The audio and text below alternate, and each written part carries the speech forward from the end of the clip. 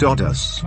The man. Uncertain as to how the connection was made, Michael Christopher Coke is said to have earned the nickname DUDUS because he was known to wear African-style favored clothing preferred by Jamaican World War II hero and cabinet minister at the time, Dudley Thompson.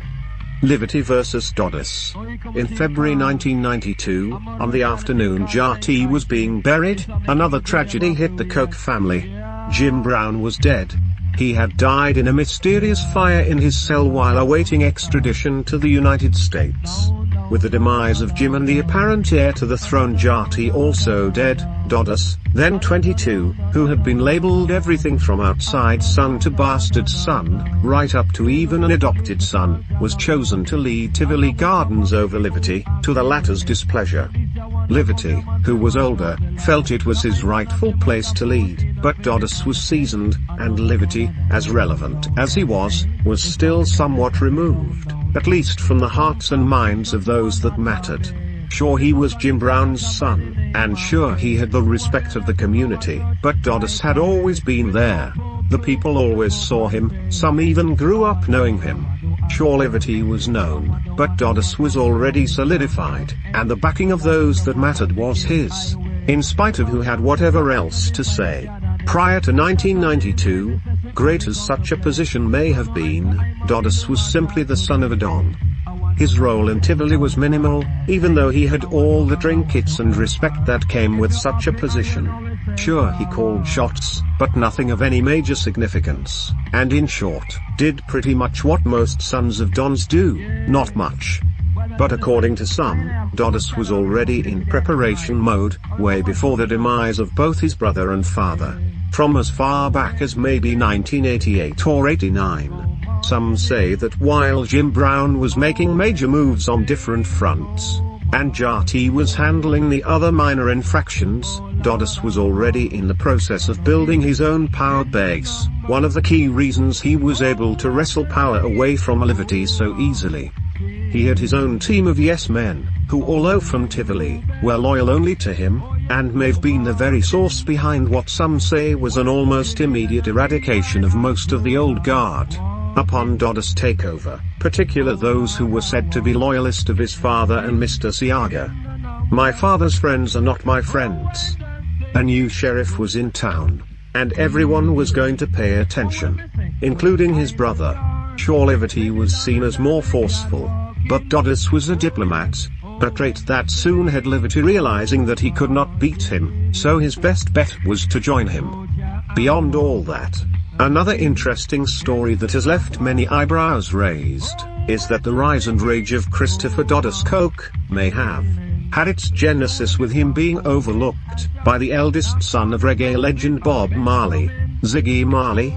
In the early 1990s, soon after DUDUS' ascension to the throne and the taking control of the Tivoli Gardens reigns, there was one deal that ignited his rage to the fullest. Reports are that, at the time, Ziggy Marley was building a studio almost on the border of Coke's territory, in an attempt to provide aspiring musicians with a community-based source of musical empowerment.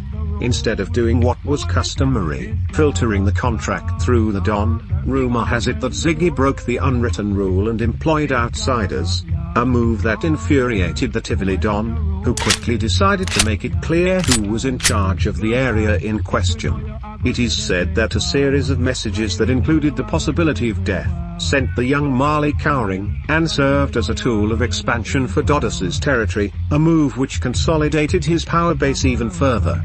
This was his method in the early days, brute force and intimidation, traits which he learned well from the best teachers of the art, and he had no intention of reinventing the wheel.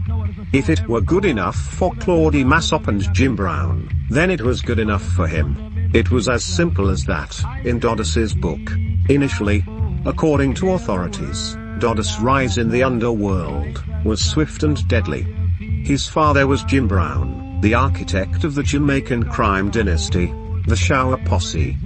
The pace had been set, and he, DUDUS, was going to follow, like father, like son. Jim Brown had fashioned his shower posse into a drug-dealing conglomerate rivaled only by the Colombian cartels of that era, and DUDUS, according to some, picked up right where his father had left off. A man on a mission, as if he had something to prove. Some say the loss of his father and brother affected him greatly, and then to add insult to injury, he had to basically wrestle away power from his other brother. Maybe those were some of the reasons for all that followed, but if we were to take some of the street reports as credible, then Jim Brown was a choir boy in comparison to DUDUS. It is said that when Jim would have given an order and stepped back, in the early days, DUDUS would give the order and lead the operation himself. However, one of the main things that hindered DUDUS in his early rise to power, was that no one outside of Tivoli Gardens actually knew him.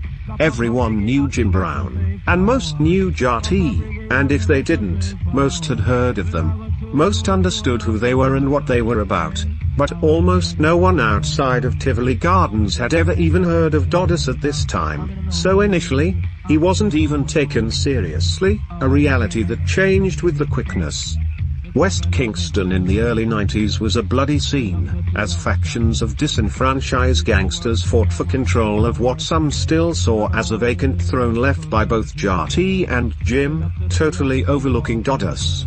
Truth be told, not many saw either DUDUS or Liberty as legitimate heirs. They may have had the name, but neither had the reputation, and for either to be taken seriously, that had to change, and change it did.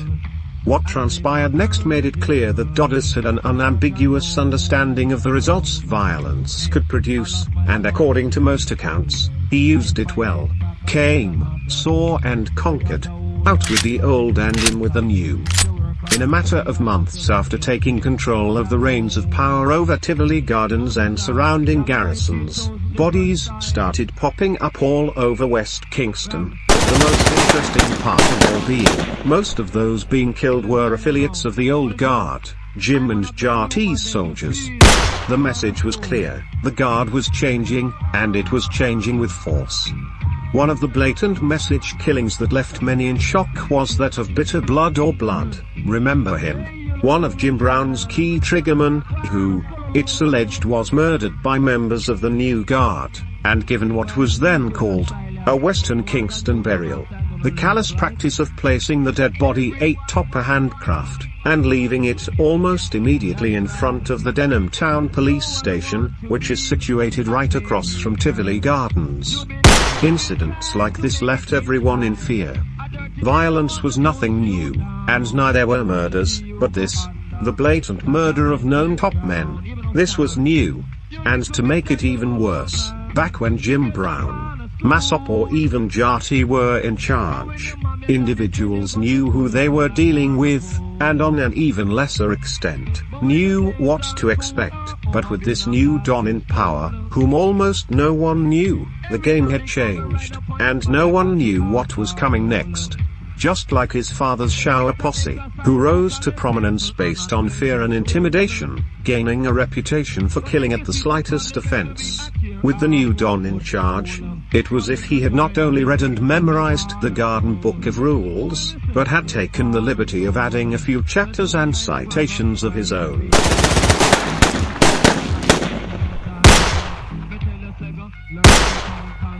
Siaga vs. DUDUS. Immediately following February 1992, with both Jim Brown and Jati dead, Tivoli Gardens became a community in limbo. Their beloved Don, who was already in jail awaiting extradition to the United States, was dead, and the only apparent heir to the throne, Jati, was also dead, and the DUDUS they had all knew prior to this dramatic twist of events, was definitely not the same DUDUS who was now in charge. He may have looked the same, even sounded the same, but he was a changed man. Some say he had something to prove, some say he had to do what he had to do in order to solidify his position, and still others say he was not responsible or involved in any of what transpired in the transition. It was all the work of various fractions who were power hungry, and he was the one who stabilized the situation. According to those who viewed his hands as clean, all of what took place in that period was due simply to internal power struggle that developed after the death of the Don and his son. DUDUS was not the instigator. It is alleged that after both Jim Brown and JRT's deaths, individuals who were not legitimate heirs to the throne started making claims to it, and this led to the mayhem that followed, an open season that quickly became dependent on who could shoot first. According to some, what really happened was, men who had been a part of the system from day one, simply refused to take a back seat to a son or sons, who except for DNA, had no right to lead Tivoli or Western Kingston for that matter. They feared Jim Brown and respected JRT, but who were DUDUS and Liberty? How could they lead Tivoli, West Kingston, and what were now literal remnants of the Shower Posse, both internationally and locally, when there were others who had been around from the days of Massop? This, according to some, was the real problem, and both sides had their supporters, hence the mayhem that followed. According to some, it wasn't the DUDUS garden as we know it. May have been a place of the past, because it was all-out war without rhyme or reason, and he, DUDUS, was the diplomat who stepped in and made sense out of the situation, bringing to it stability. His first move, it is said, in this account, was that, by whatever the means were, he brought the feud between him and his brother for leadership to an end, a key example that was used to diffuse the external conflict even further, at least that's what is said. Mean you care while nobody see, DUDUS a real boss. Him sort out the ting after he dads drop out, and a whole heap of man start gwan with one bag of tings whack coulda never gwan if Jim did bow out. Translated, I don't care what anyone has to say, DUDUS is the real boss. It was he who sorted out things after his father passed, and a lot of other men started to act up, doing things that would have never happened if Jim was still around. But again, there are two sides to every coin. Others have vigorously disputed those claims, giving a story not only contrary, but actually bloody in scope. You hear me? Not unlike dat, the dads are the dads, but an yasodi tingo. Yea, man and man did say how dem little used firundi ting, but the man dem never a war, the man dem did done have a understanding, but him also know see dem man was nothing nice, so him make the first move and get rid of the problem and one bag of talk before it really become a problem to him. Translated. Listen. Nothing like that. The Don, DUDUS, is the Don, but things didn't go down like that. Yes, there were men who were saying that both sons were too young to lead, but there was no war amongst them. They had an understanding. But DUDUS also knew that these men, the same ones who weren't in support of him or his brother, were nothing nice, dangerous, so in order to avoid future problems, he made the first move and got rid of the perceived problems, before they really became a problem for him.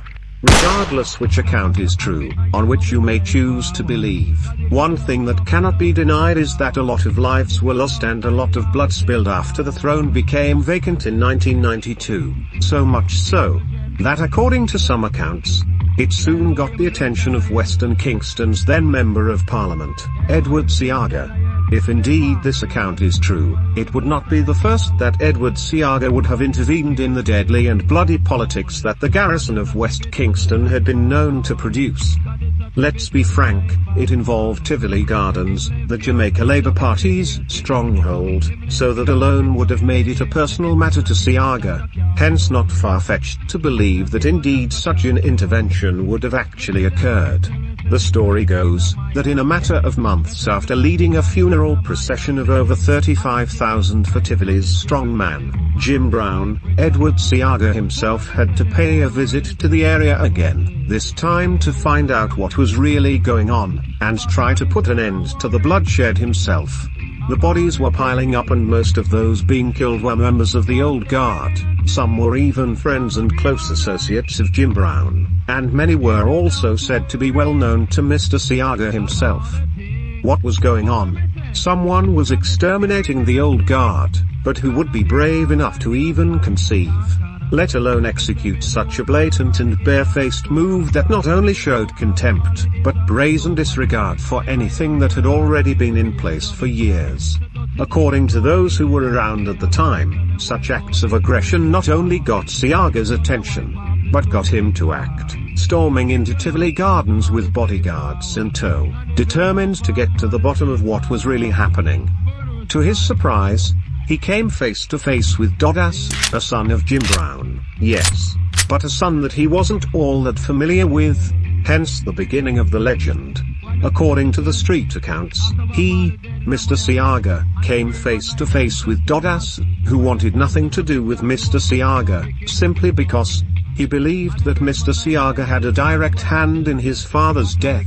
So with him now being fatherless, according to sources, DUDUS wasn't too enthused about having audience with the man who may have had a hand, or was directly responsible for his father's untimely demise. Many say it was a harsh confrontation, with Mr. Seaga spitting venom as he addressed the senseless callousness of the situation. But the young coke stood his ground, thugs by his side, defiant. He didn't care who was there before, who was senior, or who wasn't. The way he saw it, he had lost both his father and brother in the name of Tivoli Gardens, and he would be damned if he be pushed out of its leadership, not after such a sacrifice. Plus he was denying any involvement in all that had gone down anyway. According to surviving elders, the term used for older gentlemen in Jamaica, many were surprised as to how the young coke handled the situation, especially face to face with the real big man himself, because according to the streets, regardless of who was hailed as the Don in Tivoli or Western Kingston, the boss or the real big man, was, still is, and will always be, Edward Philip George Seaga. DUDUS may have been one of Jim Brown's sons, but he was still a baby when it came to the bigger scheme of things, at least so it was thought. No one knew him like that. He knew Jati, but he was dead, and here in front of Tivoli Gardens and the entire Western Kingston, and in front of Mr. Seaga himself, stood DUDUS, the unknown, untried, untested, claimer of the throne. No one knows for sure what transpired next, but it's easy to assume that in true diplomatic political fashion, Mr. Seaga, as he has been known to have done on previous occasions, assisted with the prevailing of good sense. A move that found DUDUS, according to many, getting the reluctant backing of Mr. Seaga, which allowed the retaining of the power structure that governed Tivoli Gardens and Western Kingston, to remain within the ranks of the Coke family. It was either resolve the power struggle issue, or allow the bloodshed to continue. So after all the tough talk and actions to back it up, the issue of who should reign as the Tivoli's overlord, was resolved by the Tivoli Gardens architect himself, Mr. Seaga. In true political fashion, a compromise was reached, or like one elder puts it, blinds, Mr. Seaga's nickname, see it, and that settle it, when blinds talk, no dog bark. Translated, blinds said it and that settled it. When blinds, Mr. Seaga, talked, there was no need for further dialogue. So with DUDUS getting the blessing, though reluctantly, the rest, like they say, is his story.